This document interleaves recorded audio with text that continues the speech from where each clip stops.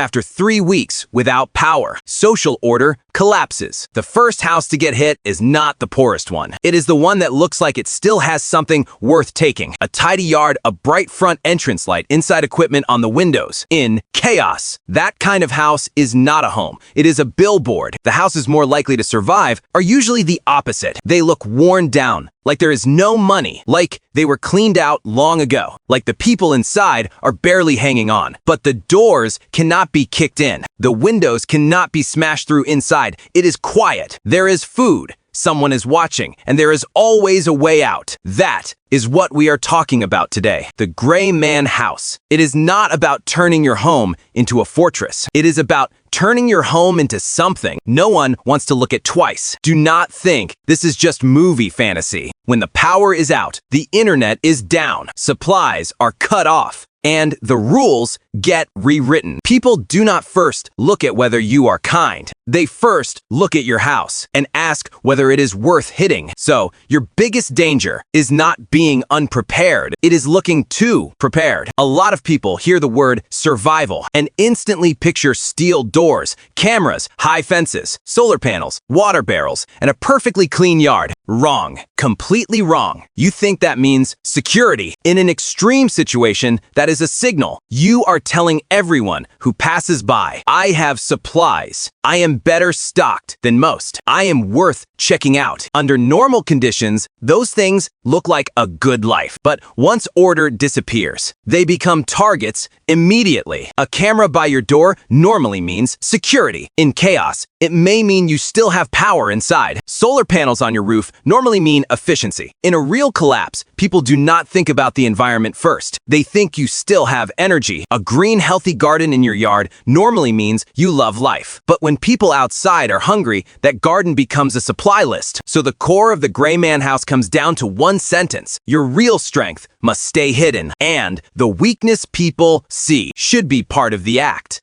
Let us start with the first big idea. Make your house look not worth the trouble. Walk around your neighborhood right now without emotion, as if you were a stranger. Which house makes you look twice? Usually, it is not the worst one. It is the one that stands out the most. Fresh paint, new cars, new windows, new devices, a lawn trimmed like carpet, clean, polished roof lines. That kind of house gets attention in normal times. But in dangerous times, it gets the wrong kind of attention. So you need to learn to do the opposite. Not turn your home into a ruin, but make it look like an ordinary hard life. Let the grass grow a little. Not waist high. Not to the point it looks abandoned. Just enough that people think this family has probably had a rough stretch lately. Put a tarp on part of the roof. It does not actually have to leak. It just has to look like the house is barely holding together. Near the garage, put out a few old boxes, a broken chair, some junk. That makes people lose interest before they even walk over. Do not make the windows look too lively. Do not make the entrance look too sharp. You want the whole property to say there is nothing here. This place has been struggling for a long time. This is not a priority target. The balance matters. You are not trying to make it look haunted. A haunted house sparks curiosity. You are not trying to make it look abandoned either. An abandoned house invites people to search it. What you want is a house that still looks occupied, but looks drained, beaten down, and emptied by life. That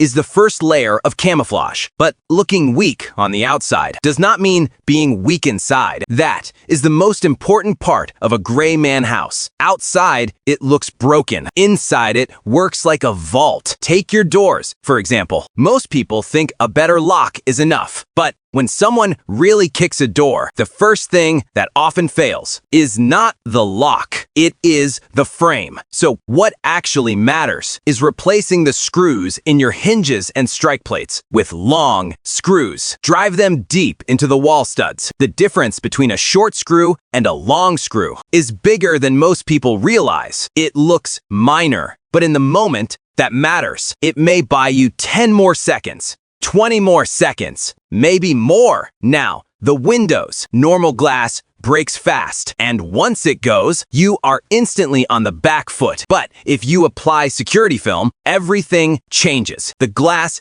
can crack. It can spider web, but it will not instantly collapse into an open hole. The attacker thinks one hit gets him in. Instead, it feels like trying to break through a net. Now, his rhythm is broken, and the people inside have more time to respond. If you add a hidden metal mesh behind the window, it gets even better. From the outside, it barely shows. But when someone actually tries to get through, a crowbar, a bat, or bare fists all become a lot less effective. It does not look impressive, but when things go bad, it is often more useful than flashy technology. Now, the garage door. A lot of people overlook it, but the garage is often one of the biggest weak points in a house, especially if it is automatic, convenient in normal life. But in a breakdown, it can become a vulnerability. That is why internal reinforcement and disconnecting the automatic system, when needed, matter far more than most people think. Understand the principle. You are not creating a display. You are building contrast. The more the outside looks like it is falling apart, the stronger the inside needs to be. The more the outside looks empty, the more stable the inside must stay. Now,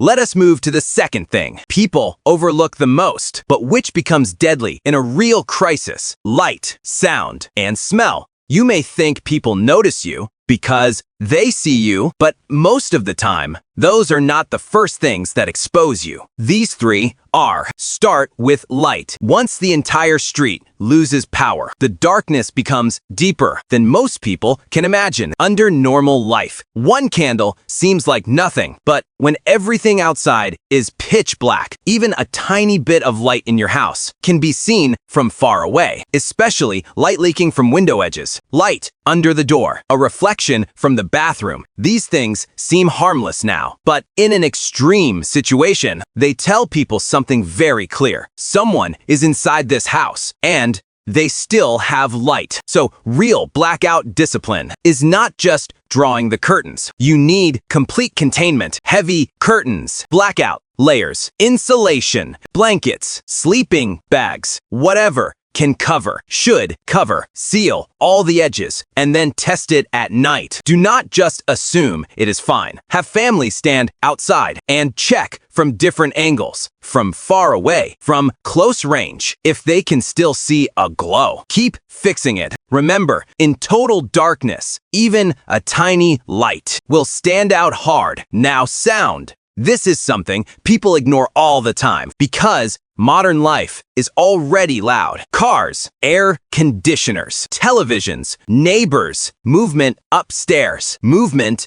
downstairs. All of that covers small sounds. But once a city goes quiet, everything changes. Drop a pot, and it may sound several times louder than usual. Let a child run a few steps, and someone outside might hear it. Open a door, close a door, drag a chair, flush a toilet, cough in a silent night. All of those sounds expand. So, silence cannot be something you think about only at the last minute. It has to become habit. Speak softer, walk slower, add pads to the doors. Put down things that absorb sound. Oil the hinges in advance. Find out which parts of the house make noise and deal with them now. Especially if you have children, they need to understand this before anything happens. Sometimes silence is not a game. It is a rule. If you expect a child to go from full energy to total silence on command, that is hard. But if it is practiced ahead of time, the result is completely different. You can even turn it into training. Who walks the quietest? Who opens a door with the least sound? Who moves the best in the dark? Praise them when they do it right. Build the skill early until it becomes natural. Because when real pressure hits, people do what they have practiced. Now, smell. This one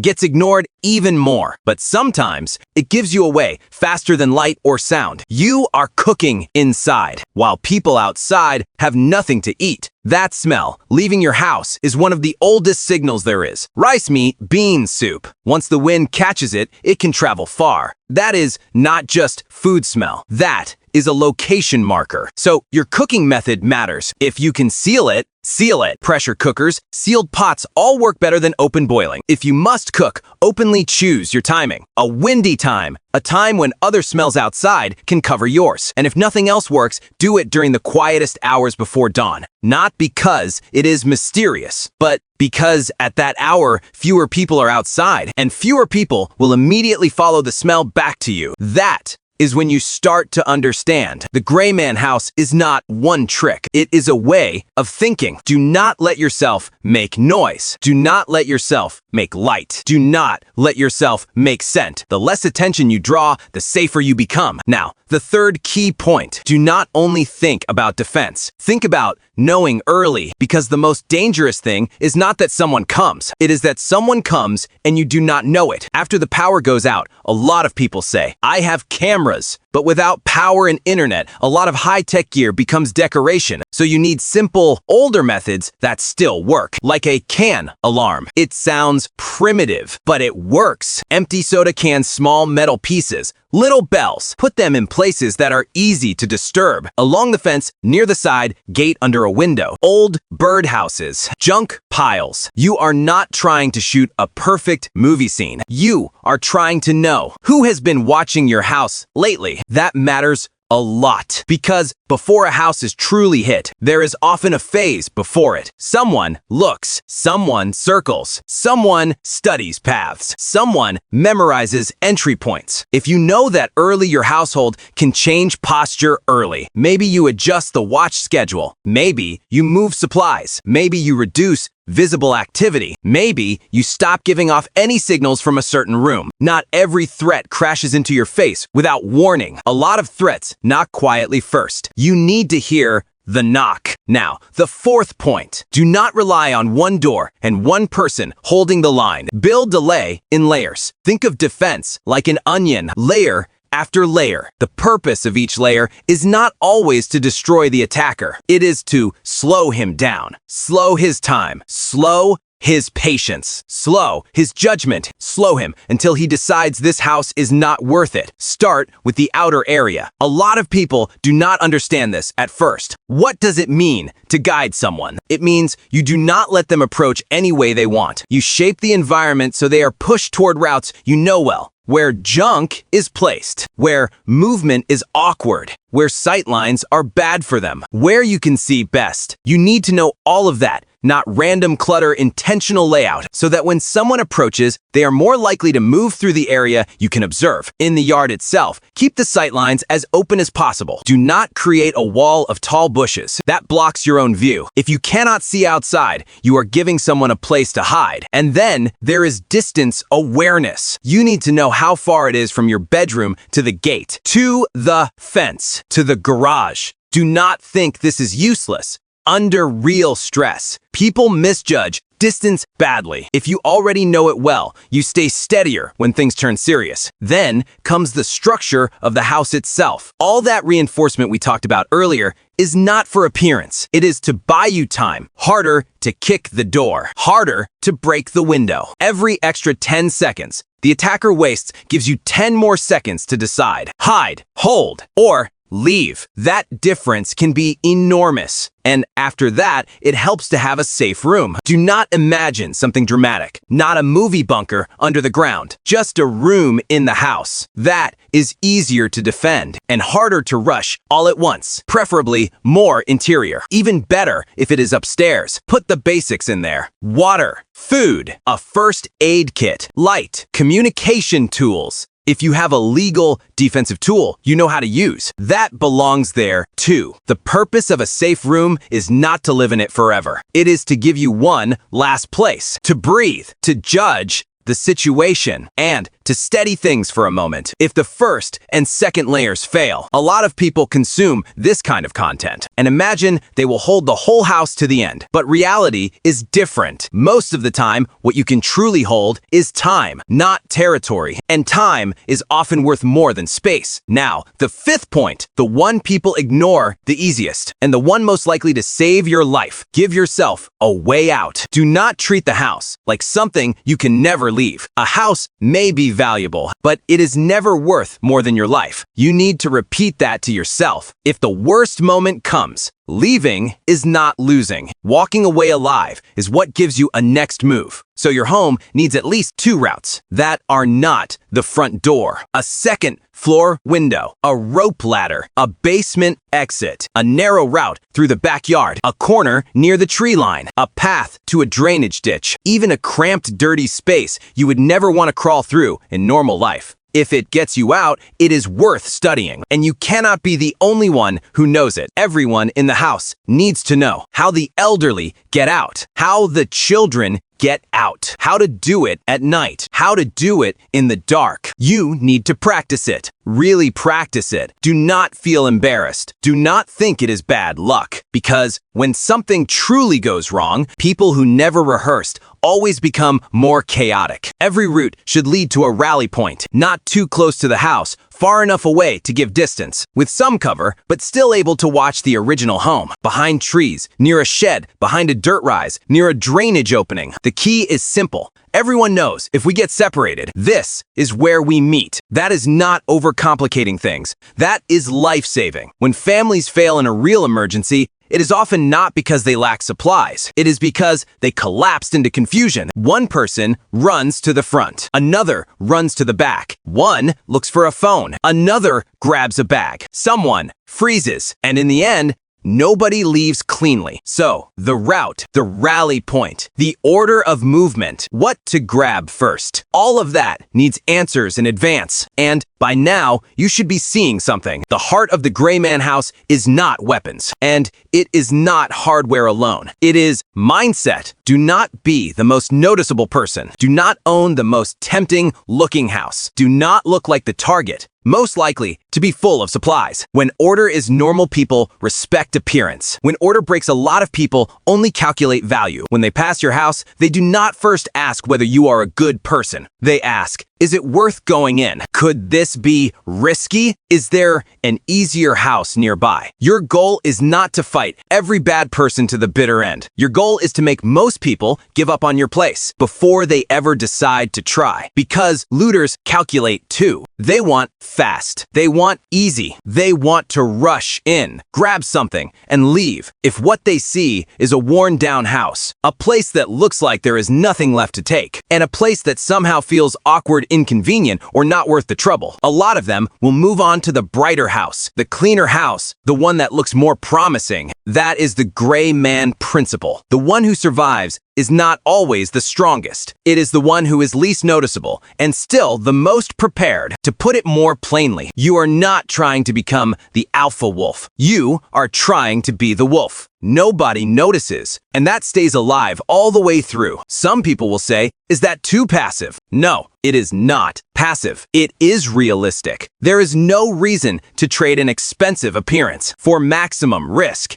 The smartest preparation is almost always quiet. A rough outside is fine. Longer grass is fine. Older looking is fine. A little messy is fine. A little poor looking is fine. As long as it is part of the act, it is fine. What matters is not looking bad. What matters is avoiding looking too good, because in a dangerous environment, looking like you are doing well is itself a form of exposure. And exposure is where trouble begins. So if you look at your house right now, ask yourself a few questions. If the whole street went dark, would my house stand out? If people were hungry, thirsty, and scared, would they look at my place and assume I have supplies? If someone really came close, would I know early enough? If they started testing the place, could my house buy me more time? And if it truly could not be held, could my family and I leave fast? How many of those questions can you answer right now? If you cannot answer them all, do not panic. A Gray Man house is not built in one night. It is not a single product. It is not something you buy once and call finished. It is a system built step by step, from exterior camouflage to internal reinforcement, from blackout and noise control to scent management, from simple alarms to layered delay, from a safe room to escape routes. Each part looks small. But when all the parts stack together, a house that looks plain or even a little shabby becomes a very hard target to take cleanly. And that is the best part. People cannot see it. They think you are falling apart. Really, you are just hidden. They think your house is empty. Really, you moved the valuable parts where they cannot see them. They think you are a victim. Really, you just refuse to become a target. If you made it this far, I want you to seriously think about one thing: the house you live in. If you dropped it into a true extreme situation, would it protect you or would it betray you? Would it be the kind of house that makes people want to test it, or the kind people glance at once, decide it is a hassle and skip? Tell me in the comments. If you could only do one thing first, which would you choose? Exterior camouflage, blackout and noise control, door and window reinforcement, or